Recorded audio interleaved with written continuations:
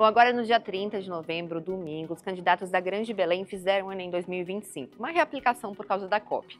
E aí todo mundo queria saber, será que aquelas questões parecidas que estavam nas apostilas e nas lives do estudante de medicina de Clay Teixeira realmente apareceram de novo nessa prova agora de Belém? Eu fui olhar isso, analisei todos os documentos, a prova inteira, as lives, as apostilas para responder isso para vocês. Mas antes, é muito importante explicar uma diferença grande que existe por causa da disciplina mesmo. Os alunos fizeram ontem a prova de humanas. Em humanas, fica muito mais difícil você provar que realmente uma questão era idêntica à outra. Porque quando você tem uma prova de exatas, como que aconteceu naquelas 8 questões que a gente já mostrou no G1, quantas alternativas são iguais? Os números são os mesmos, mesma fração, que é número com decimal. Aí você realmente desconfia que pode ter havido algum acesso ao pré-teste antes da prova. Agora, quando você tem uma prova de humanas, é muito mais difícil deixar isso tão claro, fica mais sutil, não fica tão explícito assim.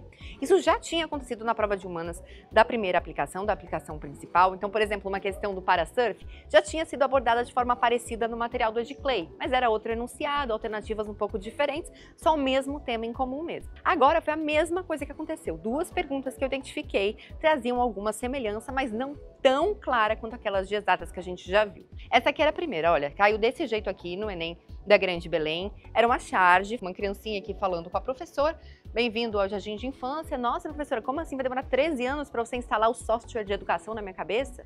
Uma ironia que a resposta certa era criticar o imediatismo da sociedade contemporânea.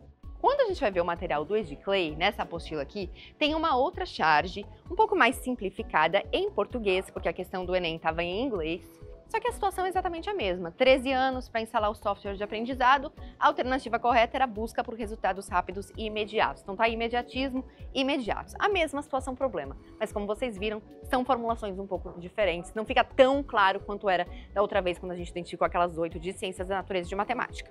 E por sinal, essa questão aqui já tinha aparecido num simulado de um cursinho em 2023, olha, exatamente o mesmo desenho que estava presente no Enem.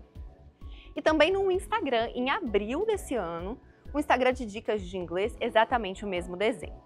E a outra questão que guardava algum nível de semelhança era essa daqui, só que é um pouco mais sutil. Sobre literatura universal, alguns clássicos da literatura adaptados para línguas indígenas, entre eles estava aqui o Pequeno Príncipe. E na questão do Ed Clay, da apostila, a gente tinha exatamente o Pequeno Príncipe traduzido para a língua indígena e uma questão sobre o que isso significa em termos de linguagem, de acessibilidade, representatividade. Então, era a mesma intenção, mas com formulações mais diferentes. Agora, isso realmente pode prejudicar a isonomia? Quem fez o Enem e se sentiu prejudicado diz que sim, porque por mais que a formulação não fosse exatamente igual, quem já tinha visto a charge, por exemplo, já ganhou um tempo ali na hora de resolver a prova. Então, na visão desses estudantes, eles foram sim prejudicados por quem já tinha visto as questões antes.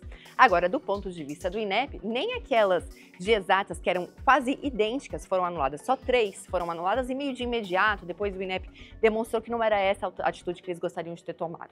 Então a gente vai continuar acompanhando aqui, vocês podem ver todos os detalhes dessas questões, as comparações todas no G1 na nossa página do Enem 2025.